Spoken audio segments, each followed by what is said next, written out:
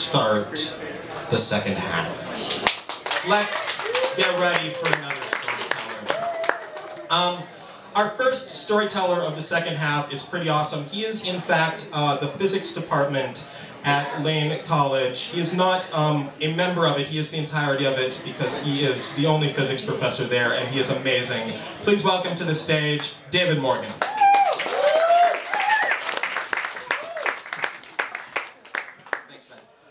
I want to talk about Carl Sagan tonight, and I'm assuming I don't have to explain who Carl Sagan is to this crowd in particular, right?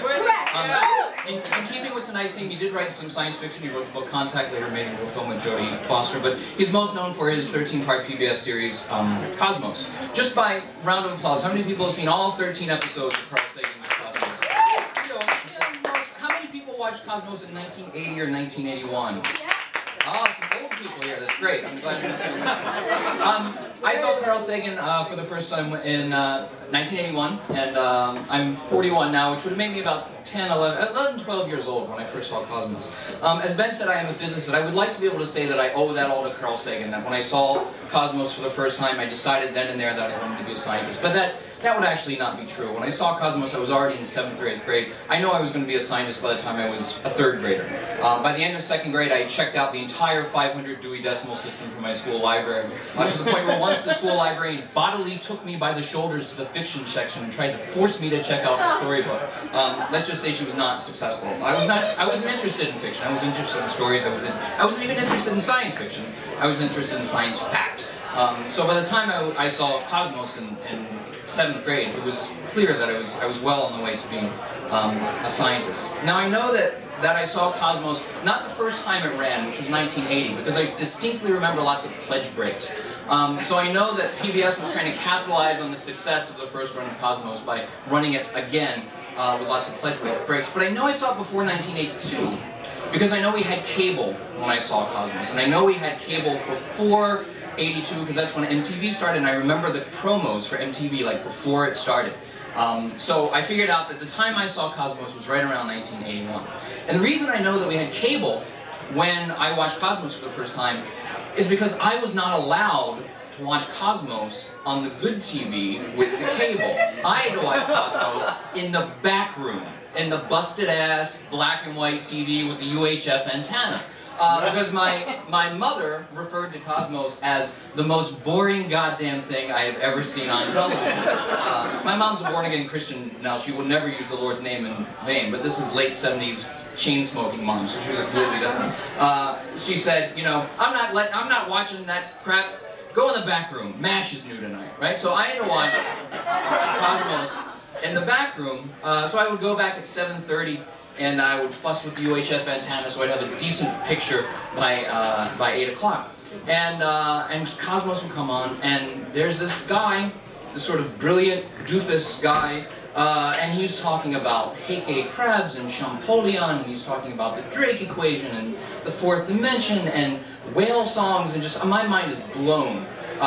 There's so much going on, and I decide right then and there, not just that I want to be a scientist, but I want to be that guy. I want to be that actual, because Carl Sagan was the first scientist I'd ever really seen, so he becomes sort of the archetype for me of what a scientist is. And archetypes are funny things because they're sort of subconscious, and even today, more than 20 years later, I will sometimes, while I'm teaching, find myself, I mean, I don't really do a Carl Sagan impersonation or anything, but I'll find myself pausing and enunciating in a very particular way for emphasis, and gesturing with my hands when I teach. And it's probably fairly subtle. My students probably don't notice it, but I notice it, and it's nice when it happens. I kind of enjoy it when it happens. And so there's that. And there's another thing that I attribute to Carl Sagan, and it can really only be described as a bizarre blazer fetish. And I didn't realize I had a problem. I didn't realize I had, it's not a sexual thing, but I didn't realize I had a problem until about 2 years ago when I was looking around my office. And I was looking at all the furniture, and hanging over the back of every piece of furniture in the office, there was a blazer, and I counted, and there were 5 blazers in the office, and I only teach 4 days a week. I looked around, and I don't know what it is. It's just something about, I see one in the menswear department, I can't resist. There's just this idea that if you're explaining the secrets of the universe to a group full of young people, you gain some sort of additional cred if you do it in a sort of ill-fitting corduroy blazer.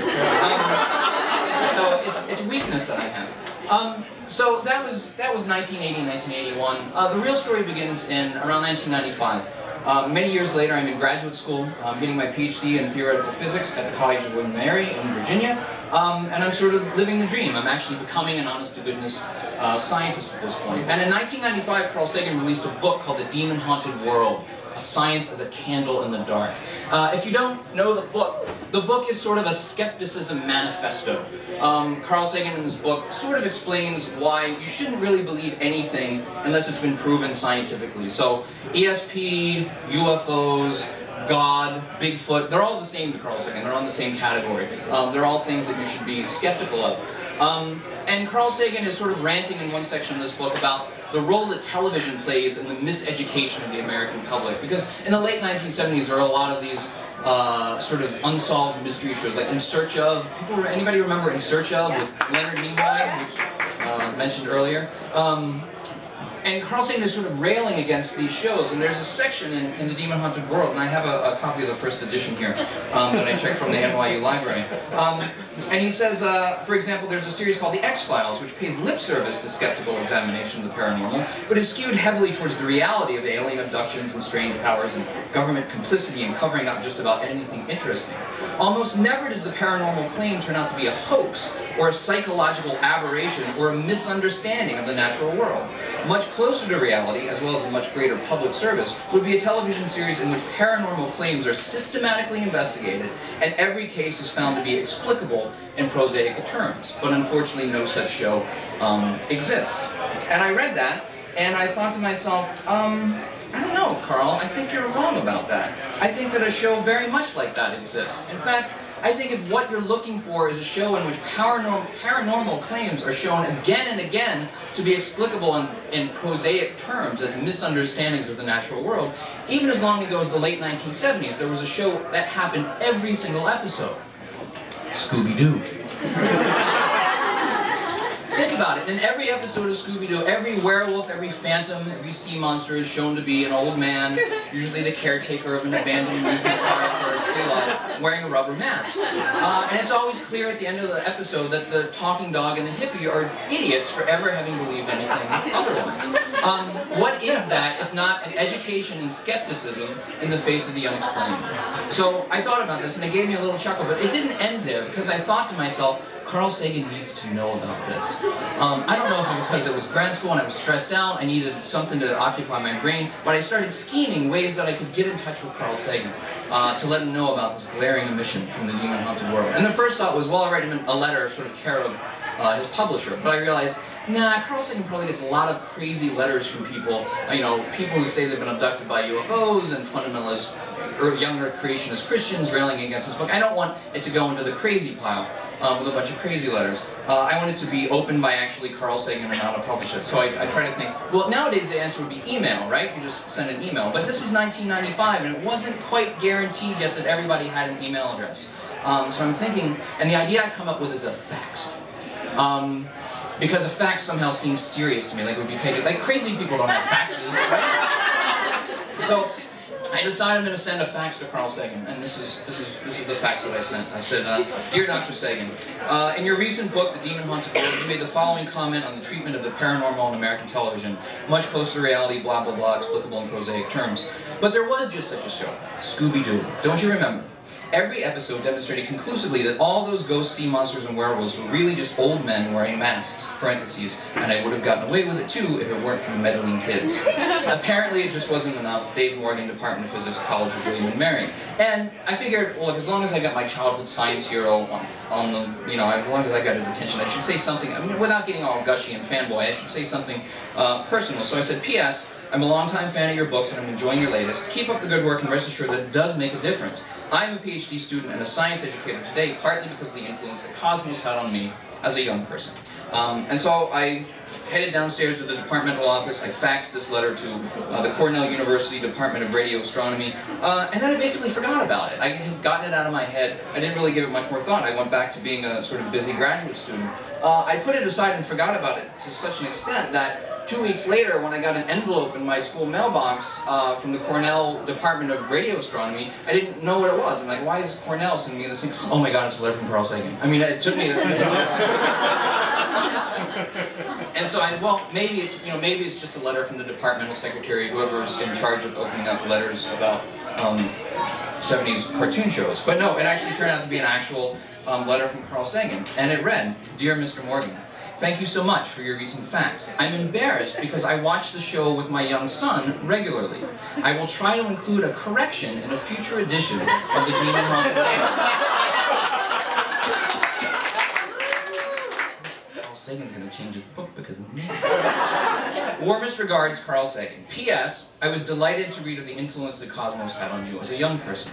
So that was the letter I received back from Carl Sagan, and I was pleased that I had made this connection. Like, I didn't really believe that that Carl Sagan was really going to put some bullshit about Scooby-Doo and the Demon Haunted World, but it was nice to have made this little sort of connection with my childhood science hero. Although the irony is not lost on me that despite my childhood aversion to fictional stories featuring cartoon animals, that my only interaction with my childhood science hero was about the exploits of a fictional mystery-solving talking dog.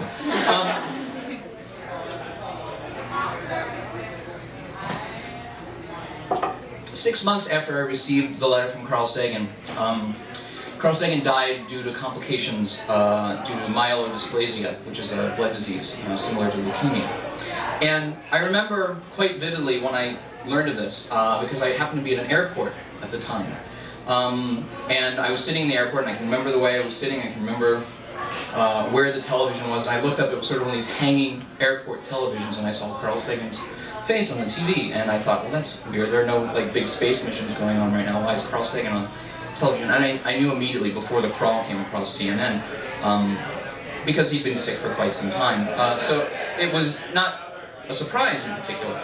But it was sad, and it was sad in a particularly meaningful way because the reason I was in an airport at that time was that I was coming back from my first conference as a scientist. Since receiving the letter from Carl Sagan 6 months earlier, I had passed my qualifying exams, I'd started working on a research project with the theory department, and my advisor had sent me to a symposium on relativistic astrophysics in Chicago, where I saw Stephen Hawking speak, and I got to meet with the authors of the paper that we were basing some of our work on. And so I was a real scientist now, and looking up at Carl Sagan on that airport television, and thinking about the 11-year-old me looking at Carl Sagan on television in the back room, now I was that scientist, and now that scientist was gone. So I had a little, circle of life moment there in the Chicago O'Hare Airport. And it wasn't long until I realized that this probably spelled doom for my Scooby-Doo erratum. But that was okay, I didn't really think much of it anyway. I did, when the paperback version came out, I did check it, I did flip to the page on the X-Files and look, there was nothing there. It was the same as the hardback edition. But I figured that was okay, it could just be mine and Carl's little secret. I thought that was the end of the story until 6 months ago, when I had the idea to do my, this story at StoryCollider. I had met Ben at a conference. He was giving a poster session on StoryCollider, and immediately knew what it was about. I immediately know, I want to be part of this. I want to do this story. And I didn't know what to do it about until I came to my first StoryCollider, and I got the idea, oh my god, I'm going to tell the story about the time I faxed Carl Sagan. And I talked to Ben afterwards, and he said, thanks for coming. Anytime you want to do a story, just let me know. I said, I know exactly what story I want to do. I want to do a story about the time I faxed Carl Sagan. And Ben said, oh, that's great. Wait, you what, Carl Sagan? Faxed, Ben. Faxed. I faxed Carl Sagan. And so I started preparing the story, and I went looking for the quote from the Demon Haunted World, but I didn't have my copy in the office. But I remembered I had a copy on my hard drive from some BitTorrent of pirated science PDFs that I had downloaded at some point. So I went and opened it up, and I opened the PDF, and it said, Demon Haunted World, second paperback printing. And I thought, well, that was interesting. And I opened up the file, and I searched for the X-Files, because I knew he was talking about the X-Files. And I turned to that page in the book, and I read the following. Almost never does the paranormal claim turn out to be a hoax, or a psychological aberration or a misunderstanding of the natural world. Much closer to reality, as well as a much greater public service, would be an adult series in which paranormal claims are systematically investigated and every case is found to be explicable in prosaic terms. And then right there in parentheses, Scooby-Doo does it for children. To which I will just add, Carl Sagan did it for me.